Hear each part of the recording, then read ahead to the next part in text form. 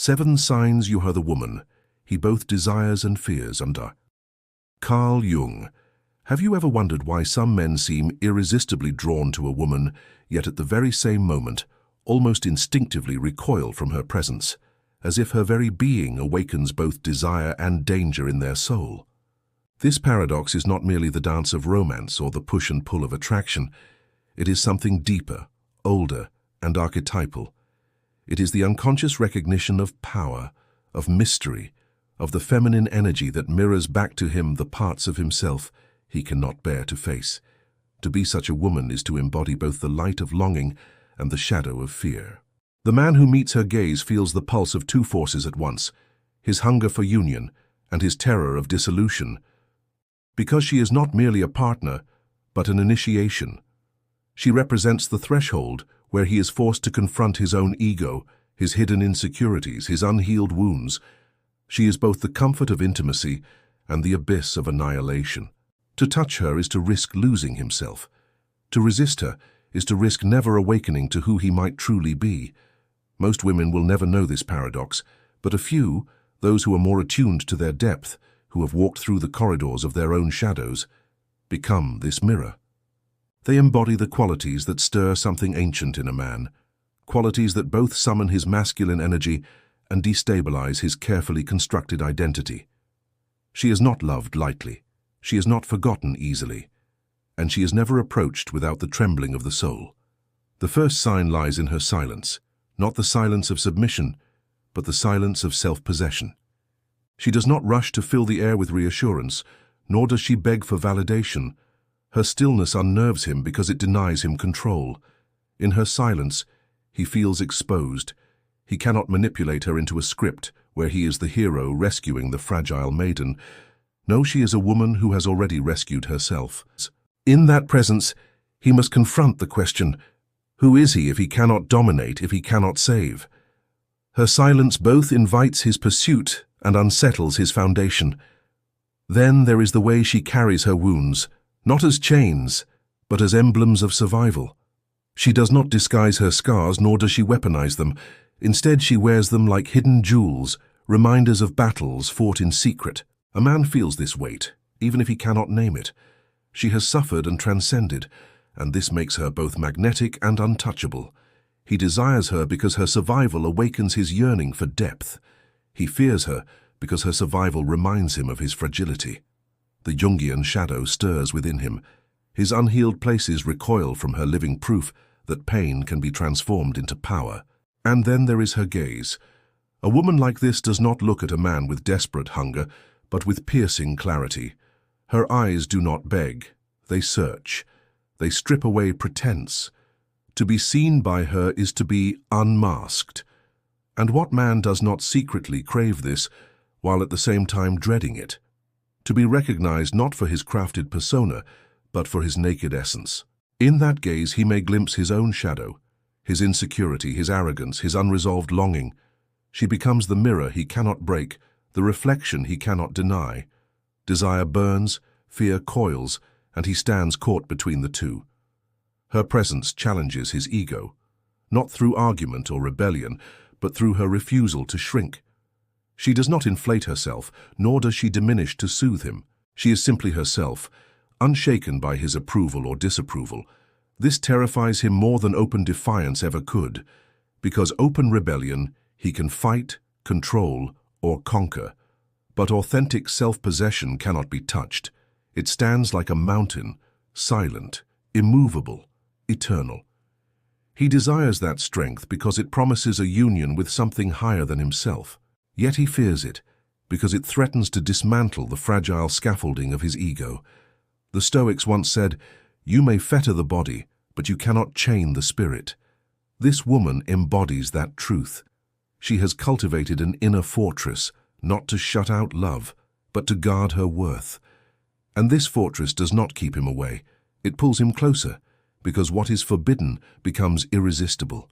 Yet the more he approaches, the more he feels the trembling of his own inadequacy. He desires to possess her, but he knows he cannot own her. He fears losing her, but he knows he never truly had her.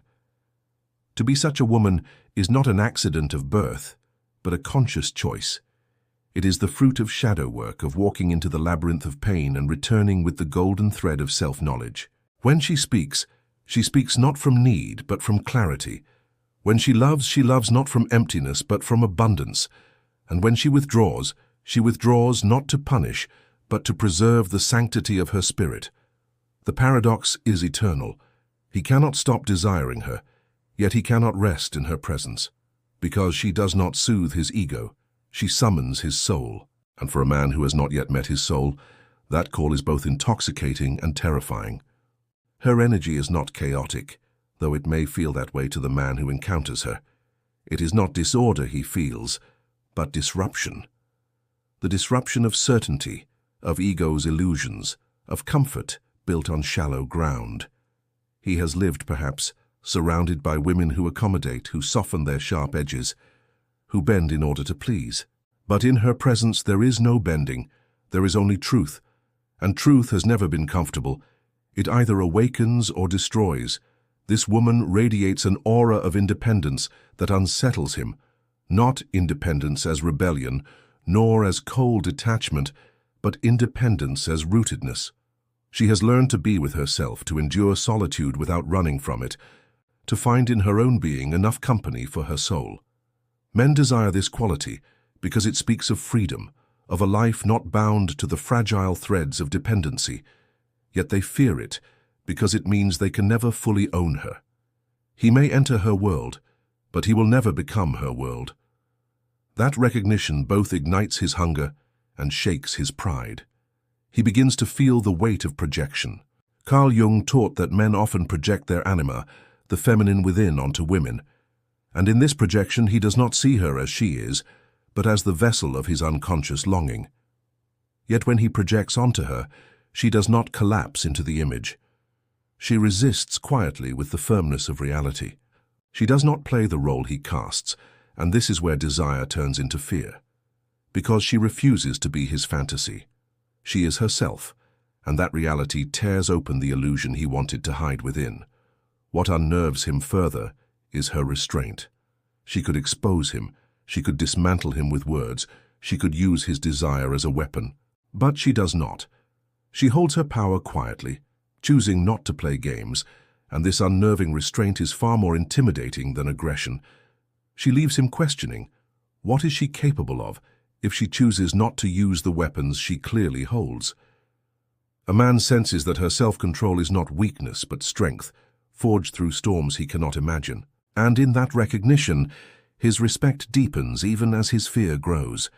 Her sensuality is another paradox. It is not displayed recklessly, nor hidden behind shame. It is integrated, whole, unapologetic.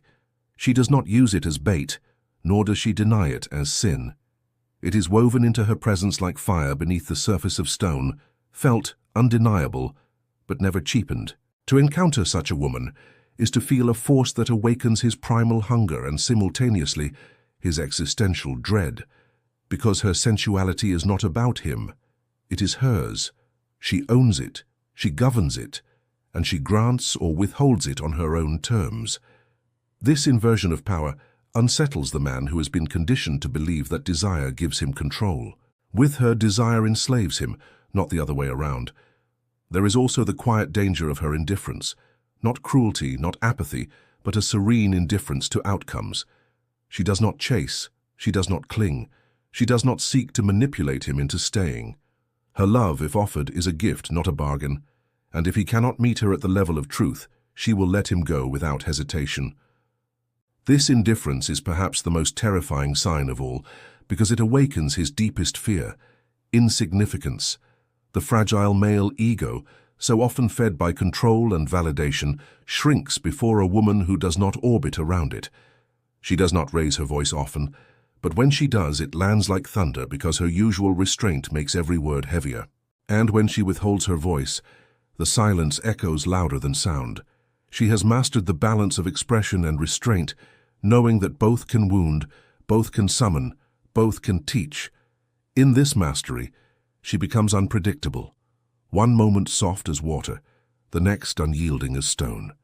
And it is this unpredictability that stirs both his longing and his dread. A man in her presence feels the inevitability of change. He cannot remain who he was before he knew her. She destabilizes him because she awakens the man he might become. And that, perhaps, is the greatest terror of all. Because to step into that new self means letting die the illusions he has clung to for years. Many men cannot survive such a transformation. Yet those who can, those who are willing to walk through the fire she lights, will find themselves reborn. But it is not she who burns him. It is his own resistance to the truth she embodies. Her strength is not a mask. It is not armor. It is essence. And this essence, when encountered, stirs both reverence and fear in equal measure. She is not here to soothe the masculine ego nor to destroy it, but to awaken it. And this is the reason men both desire and fear her. She is not merely a woman to love. She is a force to be reckoned with, a threshold, a mirror, a test. She moves through the world with a rhythm that is not dictated by urgency or demand, but by a deeper pulse, a harmony with her own being. This unnerves him because he senses she does not exist for him. She is not waiting, not suspended in longing for his arrival, not shaping herself to fit into his story. She is already complete. This completeness unsettles the masculine ego because it contradicts the myth that a woman must be finished by a man. She does not need his crown, his name, or his approval. She is her own source of meaning, and so his desire sharpens, because nothing is more magnetic to a man than that which does not need him. But his fear grows in equal measure, because how can he dominate what is already whole? Her voice carries a different weight than most. When she speaks, she does not plead, nor does she over-explain. She states truth as though it were carved in stone, simple and unshakable. He desires this honesty because in a world of illusions and masks, to hear truth is intoxicating. Yet he fears it, because truth demands that he too shed his masks. Her words do not always soothe, often they cut, not because she seeks to wound, but because truth itself is sharp. To be with her is to constantly face the choice, remain small and comfortable, or grow into something greater. And many men tremble at the demand for growth. The depth of her presence awakens an ancient memory within him, the anima, the eternal feminine, the soul's mirror. He desires her because she embodies the qualities of the divine feminine, intuition, creativity, chaos, nurturance, destruction, rebirth. Yet he fears her because those qualities cannot be controlled. To love such a woman is to step into the river of transformation, and once submerged, he cannot return to who he was. Desire urges him forward, fear pulls him back, and so he lingers at the threshold, consumed by the tension between longing and self-preservation. It is not only her strength that stirs him, but her tenderness. For beneath her steel lies softness, but not the softness of weakness, the softness of trust given sparingly and guarded fiercely. A man senses this softness like the warmth at the heart of fire. He craves it, because it promises intimacy unlike any other. Yet he fears it because to touch it requires surrender, and surrender, to a man whose ego thrives on control, feels like death. Her mystery too haunts him. She reveals herself in fragments, never all at once, never in desperate exposure. She understands that mystery is not deception, but preservation. She does not unravel every thread for him to grasp, nor does she parade her depths for validation. She allows him to wonder, to ache, to reach, and in that reaching, he feels both exhilaration and despair. For mystery is the essence of desire. It keeps him restless, keeps him longing. Yet mystery is also the seed of fear, because what he cannot fully know, he cannot fully master. There is an almost spiritual danger in her presence. He senses that intimacy with her is not just physical but alchemical. It will not simply satisfy his body, it will demand his soul. And this demand terrifies him, for he has been taught that love is possession, but with her love is transformation. To love her is to be undone and remade. Few men are ready for such undoing.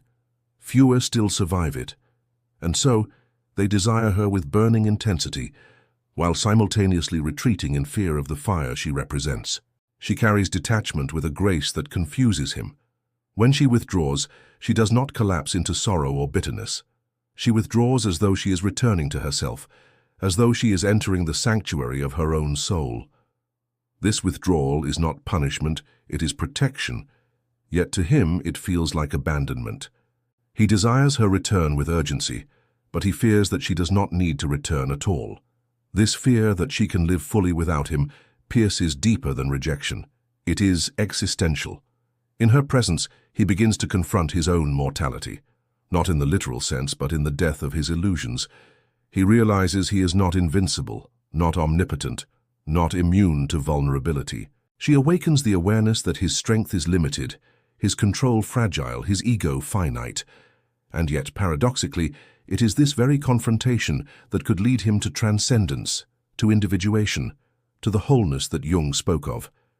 For only when a man faces his shadow does he become more than just a mask. She is both the danger and the possibility, both the abyss and the light. Her existence demands that he choose, remain enslaved to fear or step into the fire of desire and be transformed. Few men will rise to this choice. Many will run, retreat, diminish her, label her as too much or too dangerous. But deep down, they will never forget her. For once a man has encountered a woman who embodies both desire and fear, every other encounter feels pale, incomplete, shadowed by the memory of what could have been. What unsettles him most is that she cannot be reduced. Other women he has managed to categorize: the innocent, the submissive, the rebel, the nurturer. But she resists all categories. She holds contradictions in her hands without apology. She can be gentle and unyielding, vulnerable and impenetrable, nurturing and devastating. She is the paradox of the feminine in its truest form, chaos and order interwoven. And this paradox intoxicates him because it defies the binaries upon which his ego has built its sense of control. She is both the dream and the nightmare, and he cannot separate them. This duality is what Carl Jung spoke of when he described the anima as both muse and tormentor, both guide and deceiver. She awakens his longing for wholeness, but she also unsettles him by dragging his shadow into the light. Her love is not safe because it is not passive. Her love summons. It does not allow him to remain half alive. She demands presence, growth, courage. And he knows that if he cannot give these, he will be left behind. It is in her boundaries that his desire and fear collide most violently. She does not tolerate disrespect, nor does she allow herself to be diminished. Her no is clear, her distance unambiguous. She will not bend her standards to accommodate his insecurity. And this terrifies him because it strips him of the illusion that love is unconditional acceptance of his worst self. She forces him to confront the truth. Love is not license, it is responsibility. If he wishes to remain in her orbit, he must rise. Desire drives him forward, fear pulls him back, for rising means leaving behind the safety of his lesser self.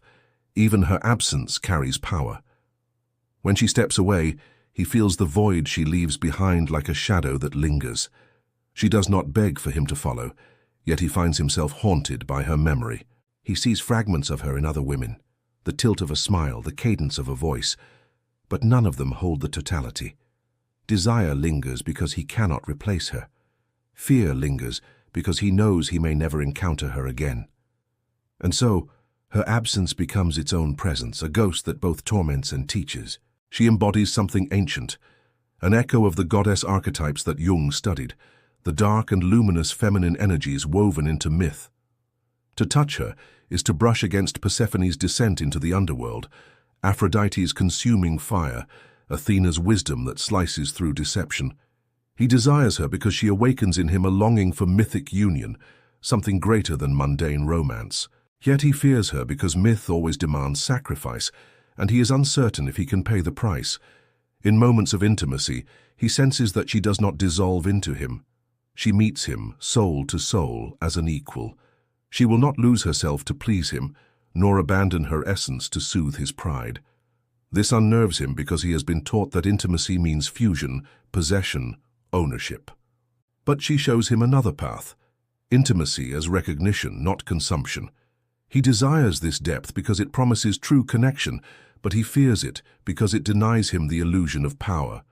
Her calmness in chaos disarms him. When storms arise, she does not crumble. She adapts, she holds, she endures. This resilience is magnetic because it signals strength. Yet it is frightening. because it highlights his own fragility.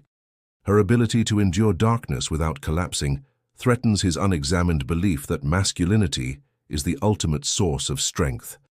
He realizes, with both awe and dread, that she may be stronger than him, not physically but spiritually, and in that realization his ego trembles.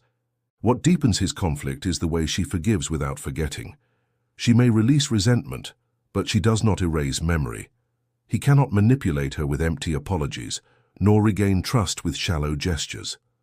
She sees through performance, through theatrics, through words not backed by change, and so he fears her because she cannot be fooled.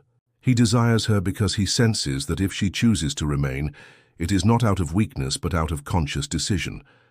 Her presence becomes a mirror of his authenticity or his lack of it.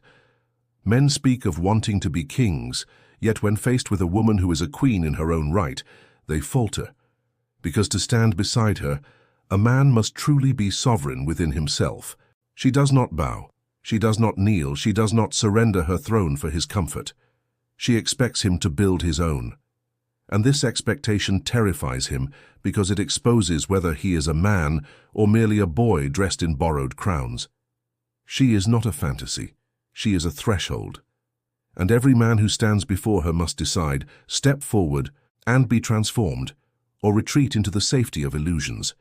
That decision is his, but the haunting will always remain. For once a man has known a woman who embodies both desire and fear, no lesser encounter can ever erase her shadow from his soul. There is something almost sacred in the way she carries solitude.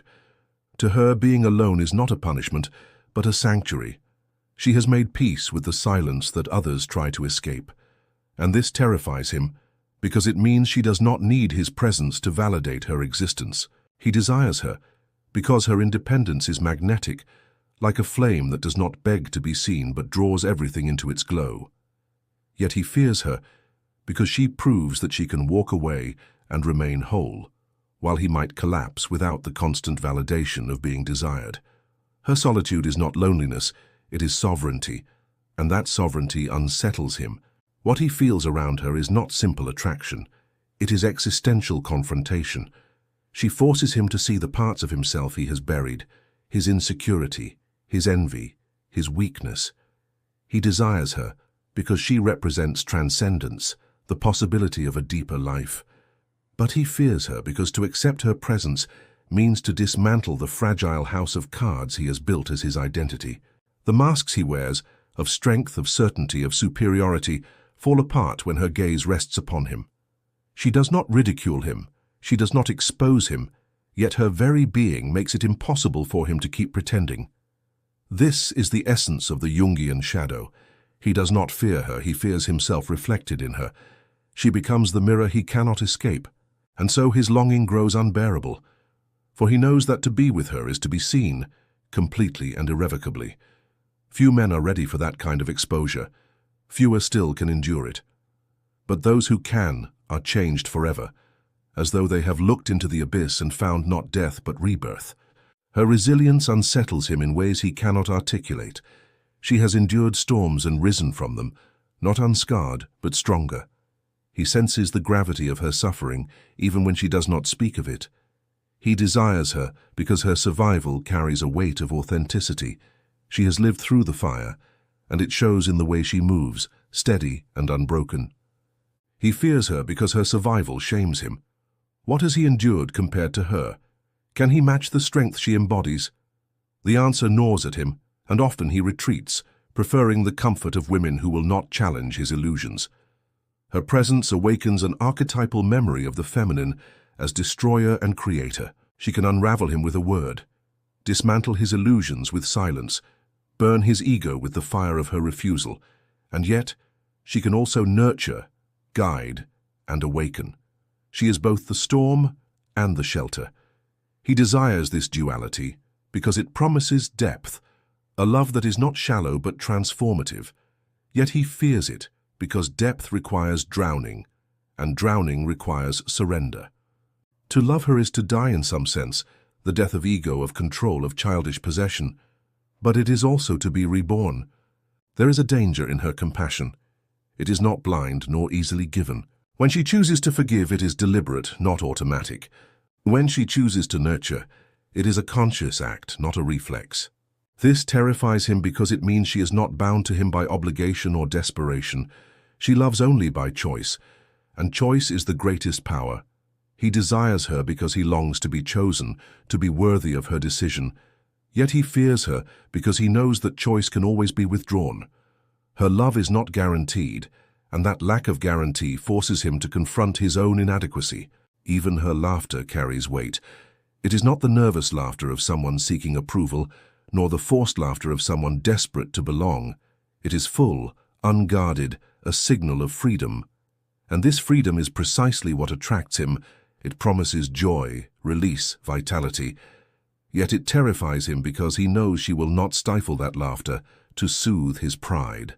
If he cannot rise to meet her joy, he will simply be left behind, watching as she continues her dance without him. The ancient Stoics taught that a wise person is beyond the reach of fortune, unshaken by external praise or blame. She embodies this teaching. His compliments do not sway her, his neglect does not break her. She receives both as passing winds, never allowing either to define her. This makes her untouchable in ways that terrify him. For if he cannot control her with praise, and he cannot diminish her with neglect, what hold does he have? None. And that absence of control is the deepest fear of the ego. And so he oscillates, between the pull of desire and the sting of fear, between the hunger for her fire and the dread of being consumed by it. He may run, he may return, he may circle endlessly, but she remains unchanged. She is not waiting, she is not begging, she is simply being, fully, unapologetically, radiantly herself. And in this state, she becomes the lesson. He does not truly fear her. He fears the man he must become to deserve her. In the end, what terrifies him most is not her strength, her silence, or even her mystery. It is her freedom. A freedom that does not beg, does not chase, does not collapse in his absence. She has cultivated an inner world so complete, so luminous, that she cannot be held captive by another's approval or broken by another's neglect. This freedom is the one thing the insecure masculine ego cannot bear, because it strips away the illusion that control equals love. He realizes, with a mixture of awe and dread, that she cannot be owned, only chosen, and only for as long as she allows. She is not the woman who waits by the window for him to arrive. She is not the woman who reshapes her essence to soothe his ego. She is not the woman who fears being left. She has walked through abandonment, through rejection, through the burning fields of disappointment, and she has risen whole. And so his greatest fear becomes clear. If he loses her, she will heal. But if she leaves, he may never recover. Her power lies not in domination, but in detachment. She has detached from the need to be validated, to be rescued, to be seen as worthy through his eyes. She has found worth in herself. And this is the final paradox. The more she does not need him, the more he is drawn to her. The more she detaches, the more his grip falters. Desire consumes him because he knows she is free to walk away at any moment. Fear consumes him because he knows nothing he does can bind her without her consent. The truth is, she is not feared because she is dangerous. She is feared because she is whole. Wholeness is the greatest threat to those who thrive on power imbalances. Her wholeness reveals his incompleteness. Her detachment reveals his dependency. Her freedom reveals his chains. And it is in this mirror that he finally faces the truth. He does not fear losing her. He fears never becoming enough for her to stay. Jung taught that individuation, the journey toward becoming whole, is the true purpose of life. This woman has touched that path. She has embraced shadow, suffered loss, endured solitude, and emerged with sovereignty. She has become a reminder of what every man secretly craves and secretly dreads, a partner who does not complete him, but awakens him. And so she does not chase, she does not beg, she does not bend herself into fragments for the sake of being loved. She chooses. She chooses from abundance, not from lack. She chooses from power, not from desperation. She chooses because she knows her worth is not negotiable, not conditional, not defined by his presence or his absence. This is why men desire her endlessly, yet fear her deeply. She represents liberation, the kind that threatens to unravel every illusion of control. She is not the end of his journey. She is the gate, the initiation, the mirror of who he is, and the vision of who he could become. He may turn away, trembling. He may run, retreating into comfort. But he will never forget her because she was never just a woman. She was a force. The woman who knows her worth doesn't chase, she chooses.